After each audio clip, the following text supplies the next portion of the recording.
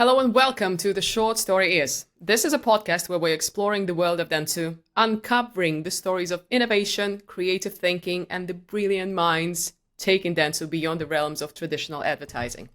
Did you guys actually know that you can control things on digital surfaces just with the power of your thought? It sounds like a movie, just a tiny bit, right? But Team Merkle from DACH, and DACH stands for Germany, Austria, and Switzerland, they actually built a headpiece that allows you to do so and called it Project DEVENIR. So today we're chatting with one of the masterminds behind the project. Fred says that, according to the day and the mood of the day, he's a creative director or an emerging experiences manager or, like today, a podcaster from Team Merkle in DACH, Fred Breslau. Such an introduction, eh? So yeah, it is. My first question to you would be, what is actually DEVENIR and how does it work? Okay, so the short story is we built this installation to experiment if we could combine two things we love, which is the development of video games, plus the use of gadgets to create new ways that people can interact with technology. So DEVENIR that's what DEVENIR is you have this wearable. Maybe I can even show it here. Oh my God. I hope I don't Things just got explode our real. time. Yeah. If you're listening to the audio, drop it and go to the video channel immediately. So it's not all in one piece, but it's not broken. Then we have this kind of little thingy here. It looks like what would that be? Something that girls use for the hair.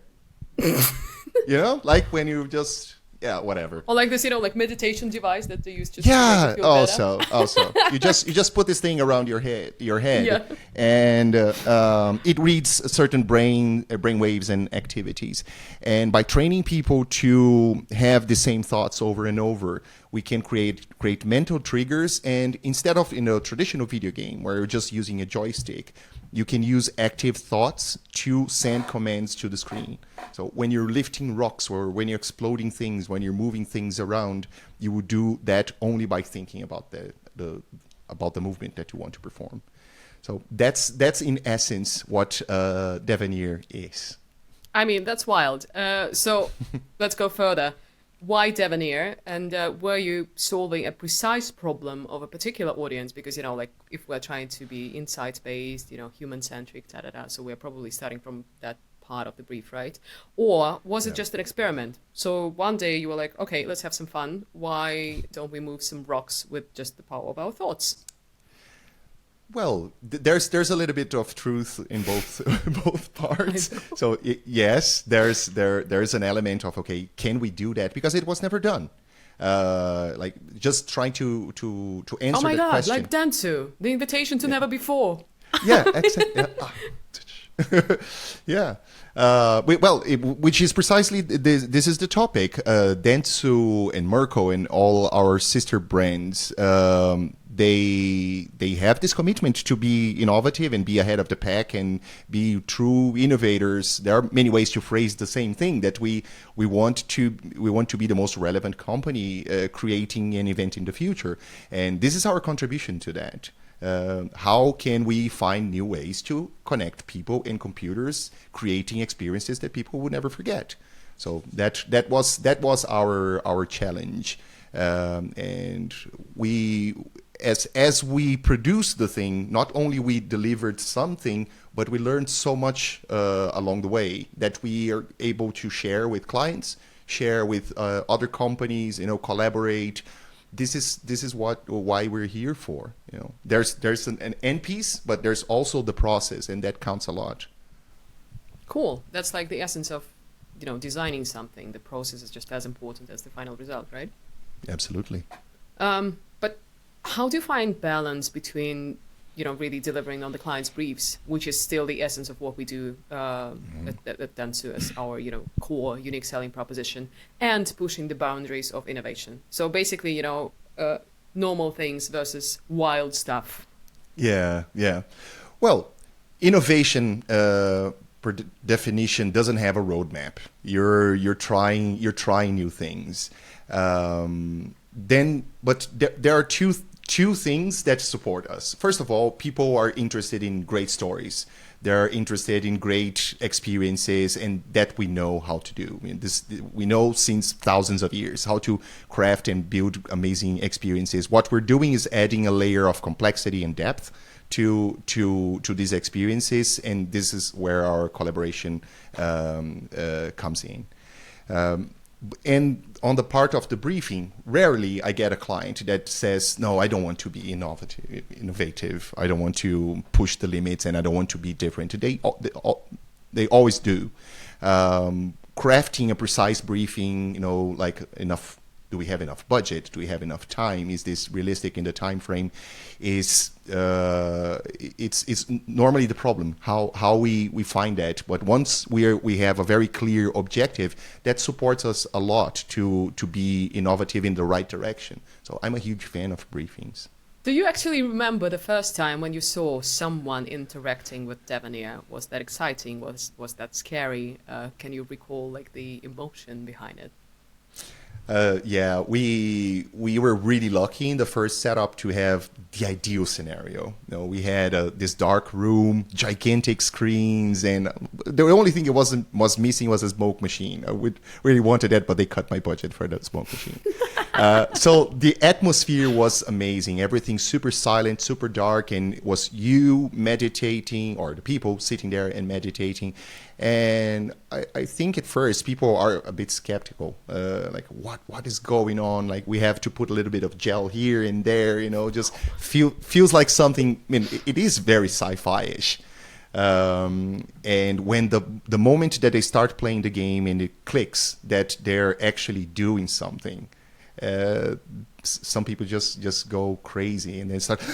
Is it me? Aren't you like pushing a button behind the stage and making it work for me? Like, no, it's you. Look at here. But now shut up and keep doing it. You're doing great. So and by the end, we always ask people like how did you train? What were your mental triggers to make this work? And out of the innumerable sessions that we had, every single time is something different. Some people think of an emotion or face. A strong memory that they have. Some people think of like a bit of a song. So hundreds of times we did that. Every single time was different. Amazing. But what is the real life application of DEVENIR? Well, it's easy to see how we could train people with disabilities to use this for anything that they don't have access to today. Like, it's very unfair that to navigate freely on the internet, you need to touch on things, that's restrictive to most people with disabilities in different degrees. When we take that away, we allow people to use their thoughts to move maybe a cursor or even switch on and off things in their house using, we could create an interface with Alexa, for example, or Google Home or Siri, and they could control their house. If there's too much light, they could go up and down with the blinders. So this is the easiest and quickest win. Not simple, but it's absolutely feasible. Beyond that, there are all the applications in terms of how we can rethink for the future the way that users interact with hardware. Imagine if you go to a store and you can possibly connect your emotions, and these emotions will give you an extra layer to decide the next product that you want to buy. That could be a possibility. Maybe it's helping me to define what's the specific smell of a perfume that I'm going to get based on as a combination of my active conscious decisions and my unconscious decisions to build something that's truly mine. So all these things are possibilities that open up with reading actively brain activities or understanding people's emotions. If we get there, I'm sort of doomed because I get excited about Skittles and supermarkets. So, it's going to be just an eternal void of me going further and further. Oh my God. Please never do that, Fred. Too late. Uh-oh. So you partly covered my final question, but still, I can't help but asking that. Why in the world would an agency start producing wearables? Well, wearables have been around for a while, and up to today or a few months ago, they were in a slow burn. We have watches, we have VR headsets, and all these kind of things disconnected.